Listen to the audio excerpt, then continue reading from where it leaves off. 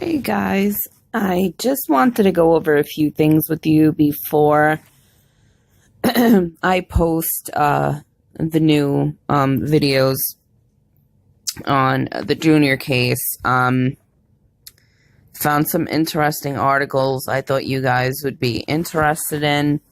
So I am going to go over, I'm going to put this up first, and then I'll post the videos on the updated information,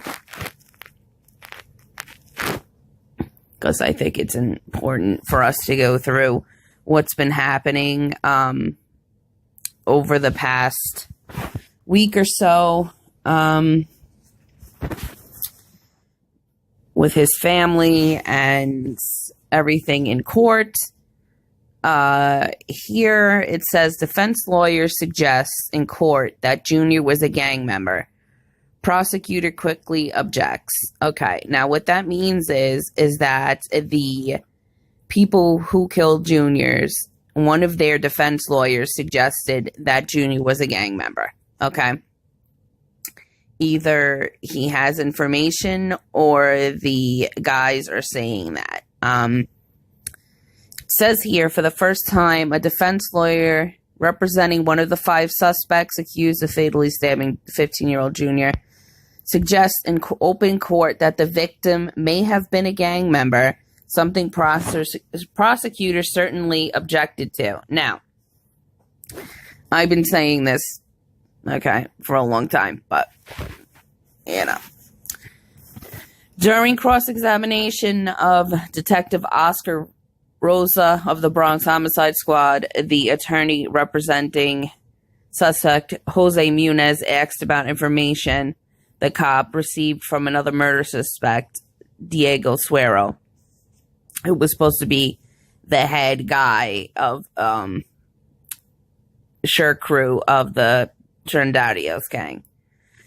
Suero has said on police video there was a meeting at his Boston Road apartment with Shore members before and after Junior was viciously chased, set up outside of the bodega, received lethal stab wounds. We know all of that already. During cross-examination early Thursday afternoon, the defense lawyer said to the detective, Rosa of Suero, he also told you he knew he was familiar with Lesandro, the victim. The lawyer stated to the detective, I believe so. Detective Rosa replied. And he said he knew him as a member of Sunset Trinitarios, a rival gang, the lawyer continued. Prosecutor Morgan Dolan quickly objected, and Judge Robert Neary sustained the objection. The testimony came in the middle of a pretrial hearing in the murder case, which started this week. Junior's older brother, Manny, told Pix 11 outside court he wasn't upset by the defense's question, asking, I know my little brother. Yeah, nobody really knows anybody. Ortiz added they were going to say everything. Are you going to believe a guy who's going to be in jail for a long time? Well, if he's telling the truth. Earlier this week, it came out in court that Suero identified the 5 stabbers during questioning on the video. The 5 were already in custody when Suero was apprehended. So basically, he gave up his own boys to save his ass, which doesn't surprise me. Now let's go to the next article.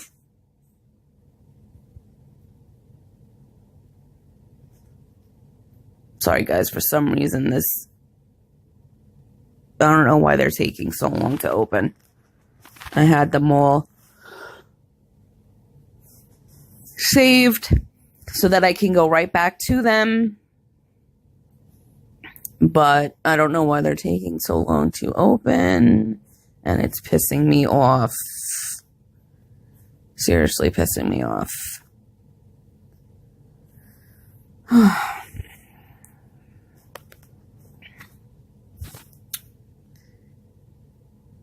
Jeez Louise.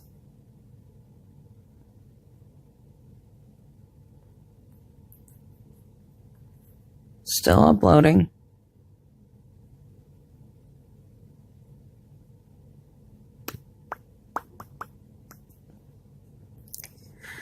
I just find it, I don't want to use the word interesting, but I think that the fact that this is starting to come out slowly but surely that he possibly could have been a gang member. I mean, even though, yes, it did come out, it came out before, you know, and everybody just kind of dismissed it as, no, that's not possible, and, you know, all that kind of stuff.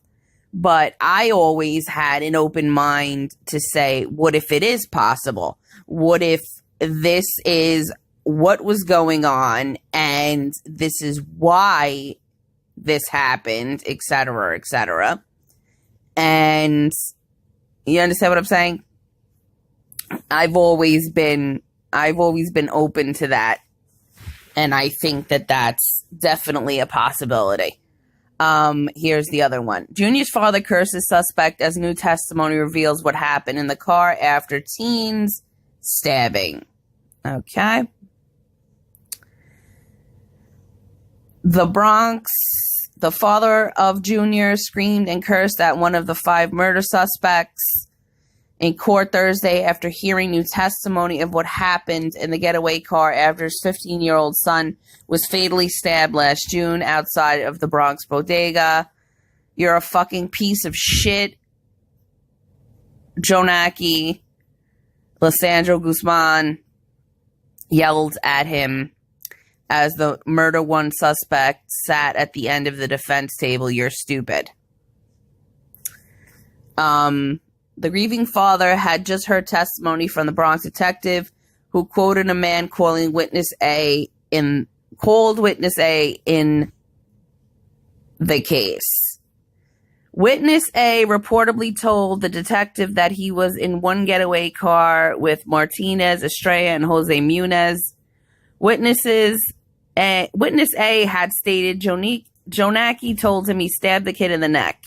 The brutal neck wound, which Junior can be seen clutching in various surveillance videos, is the wound that killed the teen who was still finishing his sophomore year in high school. People around the world were horrified to see Junior stumbling back into the bodega with a gaping neck wound, only to be turned away and directed toward the hospital. Junior collapsed at the hospital security booth and bled to death. Detective Flores from the 48th precinct also quoted witness A talking about suspect Jose Munez in the car as he was holding the machete. Witness A reportedly said, "Hey Munez," he said, "you see this? If you tell anyone what happened, you know what will happen to you." Okay. The detective said witness A told the cop he was a member of the Bad Boys gang who hung out with the Shore set of Trinitarios. Witness A said he only met a couple of the murder suspects on the same day that Junior was killed.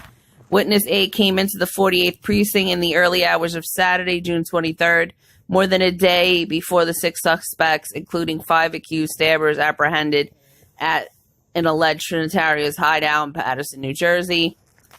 Earlier Thursday, Detective Joseph Bermudez from the NYPD's 48th Squad said he went to the Paterson Police Precinct on Sunday, June 24th, after the 6 suspects were seized in New Jersey. Detective Bermudez said he talked to Jose Munez, who told him his reason for being in Paterson. He said he came to visit his friend. His friends came along with him to New Jersey. The detective recalled he started that he saw the video and he was told that he looks like the person in the video. People in DR saw the video and were calling his mother about the video. The pretrial hearing resumes Tuesday in the Bronx, which I'm going to put up shortly.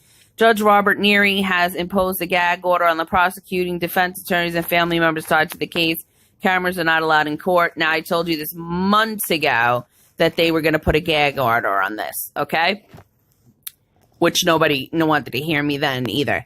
Pix 11 reported Wednesday night there is chatter beginning that some of the 14 suspects accused in the case want to make plea deals. 5 accused of murder, 1 are supposed to go on trial. Okay? So, Plea deals means that we can get more information out of them, but less time in jail. So not sure what the family's going to agree to. Like I've said before, I think they know that he was in this gang, and they always knew that. And to save face and to act like, you know, everybody was so perfect and blah, blah, blah, they're not going to want that to come out, but I have a feeling that it's inevitable. So I'm going to post this, and then I am going to post the new videos and the new information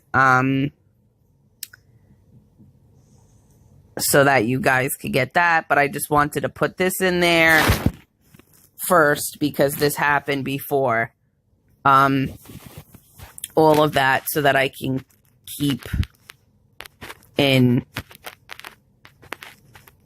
order here and not, like, you know what I'm saying?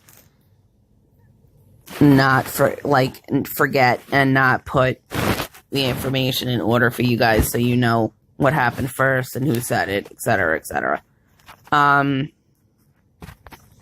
right, well, that's that, and I'm going to be uploading the video shortly, and I hope you guys enjoyed this and it was informative. Sorry it took a little longer for it to open. Sometimes that happens. But thank you guys for listening, and I appreciate you.